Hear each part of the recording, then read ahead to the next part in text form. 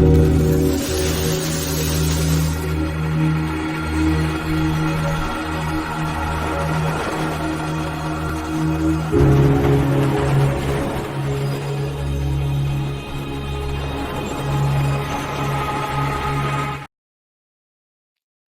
noite, irmãs e irmãos do Brasil e de outras partes do mundo.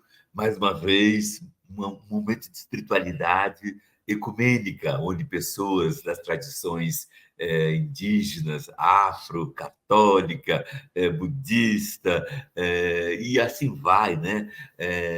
Pessoas seguidoras de Maomé, todos nos encontramos para debater nosso sonho de um Brasil melhor.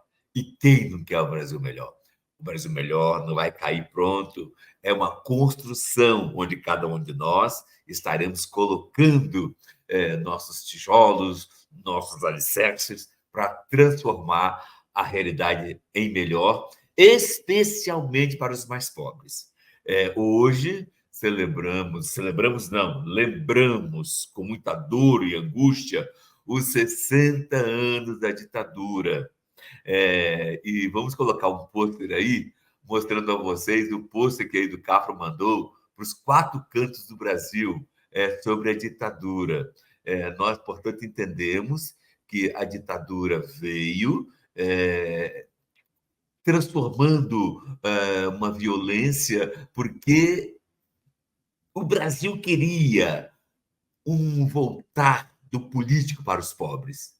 O Brasil queria um voltar dos políticos para os pobres, reforma agrária e outras coisas. E a ditadura, atendendo aos interesses dos poderosos, não permitiu que os políticos trabalhassem pelos pobres. Eu estou esperando colocarem o folderzinho sobre a 60 da ditadura. A equipe técnica pode botar o folder, por favor, aqui na tela. E, portanto, nós estamos hoje lembrando isso. Se estamos lembrando essa violência que ontem aconteceu, a ditadura, usando soldados, ontem matou muita gente, torturou muita gente. Hoje, o governador Tarcísio, usando também os soldados, pago com o nosso dinheiro, tem feito muitas matanças. Já ultrapassa a 50, chegando, vai ultrapassar, pelo que todo mundo dizendo aí, a 60, 70 vítimas do Tarcísio, numa violência descomunal, onde até o próprio soldado que está à paisana, ele foi fuzilado pela polícia do Tarcísio. Nós não queremos esse Brasil. Portanto, só estou aguardando a equipe colocar aqui o folder dessa chamada com referência à ditadura, mas se tiver com dificuldade, me avisa que a gente vai adiantando. Bom, nós temos hoje conosco o nosso querido índio, né, irmão da luta, o Edson Caiapó, ao qual convido, então, para estar presente aqui conosco. E, Edson, por favor, pode se apresentar, ou a equipe ainda está com dificuldade? A equipe está com dificuldade. Eu quero dizer a vocês que o Edson Caiapó, ele é um guerreiraço. Ô, Edson, meu irmão, tudo bem? Posso? Olha só, eu estou no aeroporto de Brasília, daqui a pouquinho eu vou ter que embarcar para Congonhas, para São Paulo, mas eu quero dizer assim que para mim é uma satisfação muito grande estar aqui, a convite, né, do Frei Davi, e um diálogo muito necessário que devemos fazer, né? Estou aqui à disposição. Exato. E aí, Edson, eu peço a Kate para ter um pouquinho de paciência, aproveitar enquanto o Edson ainda não pega o avião. Edson, o seu livro de doutorado tem um capítulo que trabalha essa temática, não é isso? A violência da ditadura contra os povos indígenas. É isso mesmo? Exatamente. Bom, eu preciso dizer que eu sou do povo Mbengocré, eu moro na cidade de Porto Seguro, onde trabalho com formação de professores indígenas, né? Sou professor de História Indígena, eu fiz um trabalho de doutorado sobre violência contra os povos indígenas na região da fronteira do Amapá com a Guiana Francesa. E uma das problematizações que eu levanto é exatamente essa violência histórica contra os povos indígenas, que está colocada desde o século XVI, mas que particularmente ali durante os tempos da ditadura militar, né, ela se impôs com uma violência assim, sem precedente na história, né? Então, durante os tempos da ditadura militar, nós assistimos, né, historicamente, a invasão de territórios indígenas para a construção de barragens, construção de pontes, para a construção de estradas, o que impactou de maneira muito violenta os nossos povos, além, né, da criação de reformatórios, né, nos territórios indígenas, né, reformatórios assim de uma violência extrema, com torturas inclusive, né, a exemplo do que aconteceu no território do povo Krenak, no município de Resplendor, no estado de Minas Gerais. Foi criada uma Guarda Nacional Indígena, que era treinada para torturar e violentar os parentes indígenas, sabe? Então, assim, uma coisa absurdamente violenta contra os nossos povos. E aí o resultado disso, Frei Davi, eu queria, assim, falar um pouco mais, porque eu vou ter que correr ali para a fila do embarque, já, viu? Só alongar um pouquinho essa conversa para dizer, assim, que o resultado de tanta violência, ou melhor, parte do resultado de tanta violência está expressa no relatório da Comissão Nacional da Verdade. Então, no apagar das luzes, né, dos trabalhos realizados pela comissão, lembraram dos indígenas, um grupo, né, de pessoas lembrou da necessidade de fazer um levantamento sobre a violência junto aos povos indígenas, e o resultado desse estudo, que foi feito muito rapidamente, foi, por exemplo, o assassinato, a execução de mais de 8 mil indígenas durante os tempos desses tempos autoritários, mais de 8 mil indígenas. Só que observem bem que foram investigados somente 10 povos, né? Então estão faltando investigar mais 300 povos. Então nós vamos chegar em números assim alarmantes. Nós, o movimento indígena, estamos pressionando o Estado brasileiro para que seja reinstalada a Comissão Nacional da Verdade, né, direcionada aos povos indígenas. É uma necessidade, né, que os povos indígenas demandam, e a sociedade brasileira precisa saber da verdade, né, sobre toda essa violência que historicamente está projetada contra os nossos povos, e que particularmente a década de 1960, 1970, né, se impôs durante esses tempos autoritários aí, instituído no dia 31 de março de 1964. E aí eu queria só lembrar mais uma questão, que o Serviço de Proteção ao Índio, que foi instituído na década de 1910, né, precisamente 1910, né, que se dizia instituição protetora dos povos indígenas, na verdade criou uma política de tutela aos povos indígenas, né, transformou os indígenas em pessoas relativamente capazes.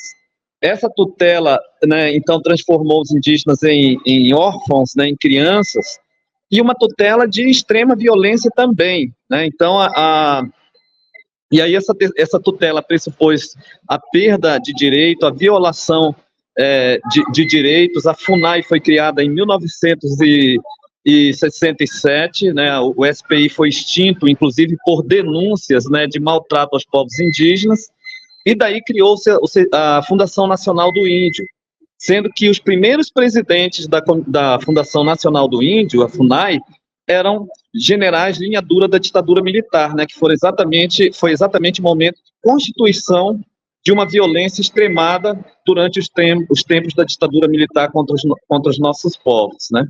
Então nós estamos, assim, numa batalha muito grande pela verdade histórica, né. É necessário que se estabeleça a verdade sobre os nossos povos, é necessário que se realize no Brasil uma política de reparação diante de tanta violência, e é necessário, sobretudo, que os territórios indígenas sejam demarcados e que os nossos direitos constitucionalmente amparados sejam respeitados e realizados. Eu queria falar isso, por enquanto. Muito bom, Edson. Olha só, eu peço que coloque um banner e peço o comentário da Kate sobre o banner que vai ser colocado agora. Vamos ver um banner que é do Capo Reis, mandou para os 4 cantos do Brasil. E Kate pode ler o banner e comentar, Kate? O banner fala: o dia é da mentira, mas o golpe foi de verdade. Olha só, o dia 1º de abril, que é hoje, é o dia da mentira. Mas o golpe foi de verdade. Ou seja, o golpe foi no dia 1º de abril. O golpe não foi no dia 31 de março. É uma das fake news que a ditadura militar lançou para não coincidir o dia do golpe com o dia da mentira. De modo que o dia da mentira é hoje. Mas o golpe foi hoje, comemora-se hoje, não ontem, não foi ontem, hoje, verdadeiramente hoje, e a ditadura já começou com a fake news. Kate, como é que você vê isso? Boa noite, Frei, boa noite, Edson, que maravilha te ouvir e aprender com você. Frei, mais uma vez, eu acho que só colaborando um pouco com o que o Edson trouxe, né, e aí também trazendo a perspectiva, né, de que como pessoas negras e indígenas, até a nossa luta ela é apagada, né, dentro dessa história, né. Então, é importante lembrar que a gente não tem uma luta que os nossos corpos não estivessem lá, né? Então, o movimento negro, inclusive, ele ressurge nesse período, né? E muitos, saiu até uma pesquisa, né? Que militares falavam que na época, isso era uma afronta, inclusive, à ideologia racial, sobre esse mito, né? Esse mito de democracia racial que existia, né? O MNU, ele surge durante a ditadura, né? Nessa época que a gente tem um grande movimento de valorização da cultura negra, tem uma contesta de uma forma muito incisiva a falácia da democracia racial dos governos militares.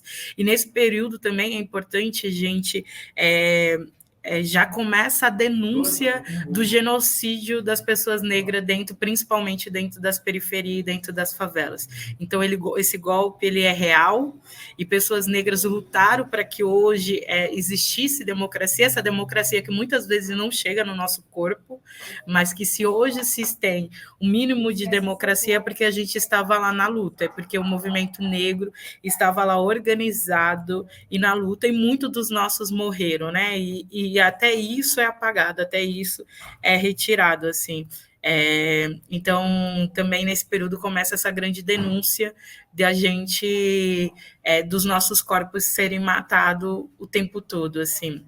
Então, o golpe, apesar de hoje ser 1º de abril, dia da mentira, o golpe foi real e a gente até hoje está lutando para que a democracia chegue em todos os corpos, para que política pública chegue em quem tem que chegar, assim, porque não existe nenhum direito conquistado e nenhum não retrocesso que os nossos corpos não estivessem à frente. E o movimento negro teve um papel fundamental junto com os povos indígenas dentro dessa luta, por mais que tenha uma branquitude que queira apagar a gente da história.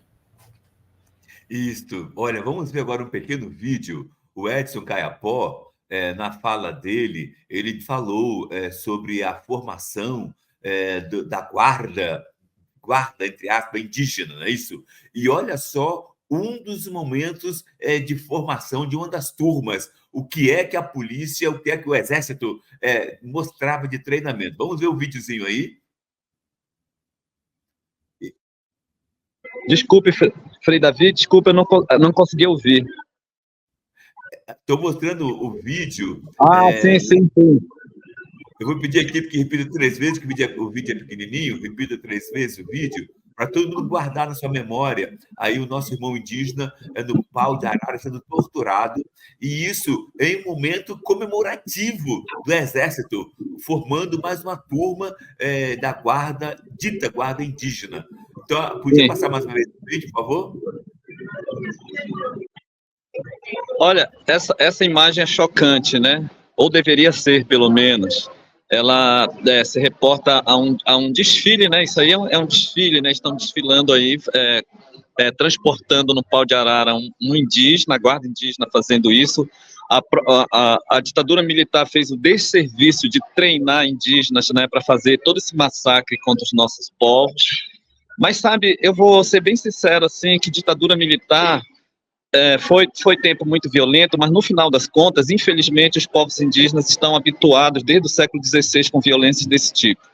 Mas eu não tenho nenhuma dúvida que o momento, sabe, o foco é esse, denunciar as atrocidades desse regime, desse momento, né, histórico, da que nós nos reportamos como ditadura militar, e lembrar disso e fazer esse debate, refletir sobre isso para que isso não se repita mais, sabe? Não é admissível que autoritarismos desse tipo se instalem, e aí, nesse sentido, eu preciso dizer, sabe, e me posicionar politicamente para dizer que governos como nós tivemos no governo passado, muito nos fez lembrar, inclusive do ponto de vista de uma política genocida, nos fez lembrar da ditadura militar, sabe? Então nós devemos, assim, ter bastante cuidado para que os negacionistas, né, os que fazem apologia à ditadura militar e a pessoas que torturam, né, a outros seres humanos, que isso nunca mais ocorra, que isso fique muito distante de nós e da sociedade brasileira. Eu, como indígena, quero dizer que para nós, assim, é uma honra muito grande ter esses espaços de fala, apesar de toda a violência, particularmente da ditadura militar. Hoje em dia nós estamos nos fortalecendo as nossas línguas, as nossas tradições, os nossos saberes, as nossas cosmologias, apesar de muitas dificuldades que ainda estão colocadas, né, de muitos desafios a serem superados, mas estamos num momento de fortalecimento, de revitalização, e aqueles que apostaram no extermínio dos nossos povos perderam a aposta, porque é um momento de avanços, né? Vamos avançar muito mais do que temos avançado até aqui. Os dados do IBGE falaram de um crescimento significativo de quase 80% da população brasileira em relação ao censo de 2010, de tal maneira que os povos indígenas estão em pé de guerra para que haja paz na sociedade brasileira e haja paz para os nossos povos e haja paz na floresta. Bom demais, bom demais. Kate, e a comunidade negra? Como foi tratada durante a ditadura? Com muita violência, né, Frei? Na época da ditadura, tem um ressurgimento também, né? A gente tem um fortalecimento dentro do movimento negro, nasce MNU, nasce, na verdade, começa também se colocar na verdade, confrontar, né, essa democracia, porque muito se falava, né, na democracia racial aqui no Brasil, e tem levantes de ativista como Lélia Gonzalez, que faz esse levante, que é uma das nossas grandes intelectuais, né, que é uma das primeiras intelectuais que escreve sobre isso, e escreve durante a ditadura militar. Mas a gente teve muita morte, como até hoje acontece dentro das favelas, mas de uma forma muito incisiva, né? Como eu estava falando na última fala, teve até um documento que sai, né, dizendo que os militares colocavam, né, alguns nomes de algumas lideranças negras, como Abdias de Nascimento, Lélia, Milton, colocando que eles estavam sendo confrontando a ideologia racial, que eles estavam se organizando, né? E contando uma mentira, dizendo que, inclusive, do racismo reverso que existe no Brasil. E com isso foram muitos e muitos mortos, que sequer foram documentados. A gente tem documentos de pessoas negras, né? Tem pouco documentado de pessoas negras que foram assassinadas, mesmo a gente sabendo disso. Do mesmo jeito de pessoas indígenas, existe pouca documentação. Então, quando a gente vai procurar onde estavam as pessoas negras durante a ditadura, estava na luta, estava no front, lutando para que a gente vivesse na democracia hoje que a gente vive, né? Essa democracia que ainda não chega de uma forma plena, de uma forma concreta nos nossos corpos, que a gente tem aí, mesmo a gente vivendo na democracia, a gente tem exemplo de outras espiritualidades, como Renato, como mesmo quando a gente é eleito, a gente é retirado, assim, então mesmo a gente estando nessa luta, é retirado. Kate, olha só, mais de 40 pessoas, lideranças negras foram torturadas e assassinadas. Mais de 40, por enquanto, com referência à pesquisa de um setor. Mas falta um mundo imenso de setores para serem pesquisados, a exemplo da causa indígena, que tem mais de 300 etnias para serem pesquisadas sobre a tortura que sofreram. A pergunta é a seguinte: os brancos de esquerda se organizaram e conseguiram indenização do Estado pela tortura que sofreram. E eles esqueceram dos indígenas, esqueceram dos negros. Como é que o Edson está vendo isso, Edson? Sua voz, liga o microfone. Liga o microfone. Obrigado. Liguei o microfone outra vez. Ele desligou sozinho. Agora sim. Bom, olha só, Frei Davi, esse debate de fato é muito válido, sabe? Essa sua provocação é fundamental. Nós estamos hoje fazendo um diálogo muito firme, muito intenso com o Estado brasileiro, né, com apoio do Ministério Público Federal e das organizações indígenas e obviamente, que dos nossos parceiros não indígenas, no sentido de exigir do Estado brasileiro a reabertura da Comissão Nacional da Verdade. Então, nós já estamos no diálogo avançado. O grande parceiro Marcelo Zelic, que estava puxando essa discussão, né, infelizmente faleceu no ano passado, mas nós estamos dando continuidade, somos muito gratos a todo o debate que ele fez e colaborou aí para que as portas se abrissem, no sentido de o Estado brasileiro ter aceito assim, essa pressão e esse desafio de abrirmos uma Comissão Nacional da Verdade Indígena para apurarmos de maneira mais aprofundada tudo o que aconteceu e partirmos para esse momento de reparação, sabe? Porque o racismo ele não pode acontecer assim, sabe, de qualquer maneira, porque obviamente que a violência contra qualquer pessoa é inadmissível, mas não é admissível, né, que a reparação seja feita de maneira parcial, para uns sim, para outros não. E aí, quando a gente percebe que a reparação ela não é feita para as pessoas, para os nossos irmãos africanos e afro-brasileiros, afrodescendentes, e para nós indígenas, para mim, assim, isso no mínimo cheira a racismo, sabe? E nós, sociedade brasileira, grupos de setores populares, setores de esquerda, sabe? Os setores progressistas da igreja, nós não podemos aceitar esse tipo de reparação, sabe? Uma reparação que leve em consideração ranços racistas, né? E que seja funcionando nesse formato, né? É necessário, então, que haja, de fato, uma unidade da sociedade brasileira para que a reparação aconteça amplamente, né? Extensivo a todos os setores e particularmente nós indígenas e a população africana e afro-brasileira.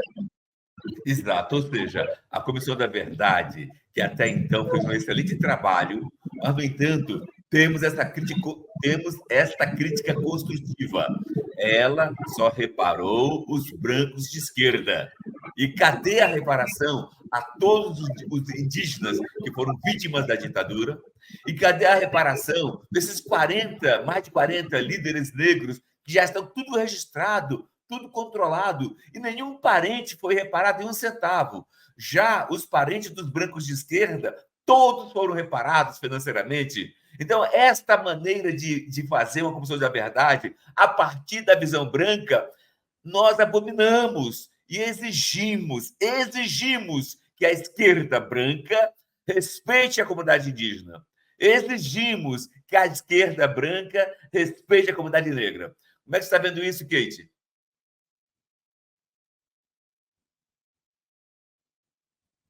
Kate? Oi, Frei. Estão me ouvindo? Sim, agora sim. Massa. Eu acho que... e também, quando se faz isso, Frei, também não nos reconhecemos como sujeitos políticos, né? Inclusive, não reconhecendo, normalizando e naturalizando as nossas mortes e não nos colocando nesse lugar de disputa do sujeito político. Assim. Eu acho que a Comissão da Verdade teve um grande papel, mas um papel parcial, né? Porque quando ele retira alguns corpos dessa disputa e dessa indenização, dessa história, né, dessa documentação de história, ele só está também replicando o racismo dos nossos corpos. Então, a gente precisa também... O Edson caiu.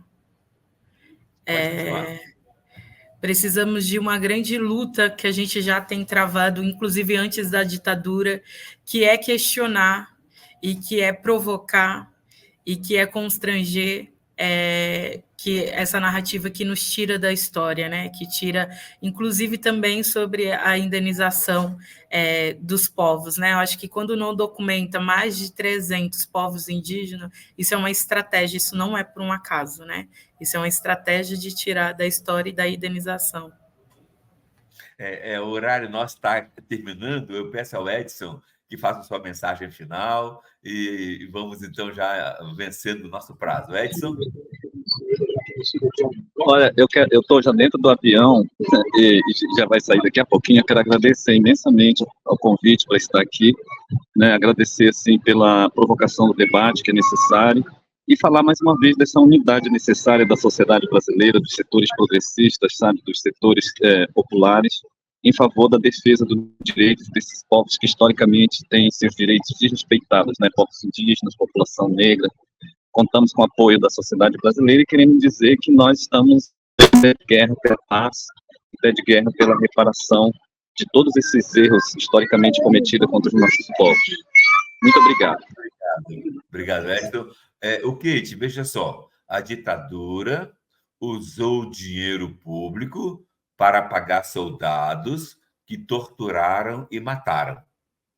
Hoje, o governador Tarcísio usa dinheiro público para pagar soldados que, só nestes primeiros 3 meses, mataram 427% mais pessoas, maioria negra, na Baixada Santista, nesse primeiro semestre de 2024, do que no primeiro semestre de 2023. Ou seja, a polícia de Tarcísio está matando uma pessoa, maioria negra, lá na Baixada Santista, está matando a cada 27 horas, está matando uma pessoa e a polícia está matando. E a maioria são pessoas negras, pobres, vítimas da escravidão histórica, sem oportunidade, sem direitos. Nesse exato momento está acontecendo lá na Baixada Santista o movimento social, inclusive com a participação de lideranças da Educafro Brasil. O nome do movimento é Cessar Fogo Baixada Santista. E eles estão fazendo uma contraposição à fala do governador Tarcísio, que disse que não estou nem aí para a morte de negros na Baixada Santista. Então, o movimento é Cessar Fogo Baixada Santista. Nós estamos aqui e queremos respeito. Nós estamos aqui na Baixada Santista e queremos respeito. Como é que você está vendo? Faz sua mensagem final, Kate, em cima desse fato. Frei, eu acho que muito mais, inclusive, do que respeito, nós queremos estar vivos, né? Então, a democracia plena, que muita gente falou que sobre a ditadura acabou, a tortura acabou para quem? Né? A tortura ainda segue nos corpos negros, nos corpos periféricos, o genocídio continua, existe uma autorização, uma legalização das nossas mortes.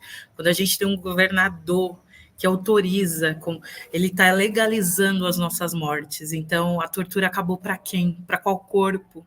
Né? A gente ainda está falando de tortura, a gente ainda está falando de genocídio, a gente ainda está falando sobre o direito de viver bem, viver plenamente, esse direito que a democracia ainda não chegou para os corpos negros, para os corpos periféricos. Então, e isso não é, apesar de a gente estar no dia da mentira, isso não é mentira, isso é real, isso é dados. A gente está morrendo todo santo dia, e a gente precisa estar o tempo todo gritando, a gente precisa estar o tempo todo na rua, dizendo que pare de nos matar, né? Que a gente quer viver, a gente precisa estar o tempo todo combinando de não morrer, né? Como Conceição Evaristo disse, eles combinaram de fazendo, e a gente combinou de não morrer. Então, que a gente pare de combinar, o que a gente quer é uma política pública, a gente quer governadores que parem de matar a gente, que parem de matar os nossos, que normalize e naturalize isso.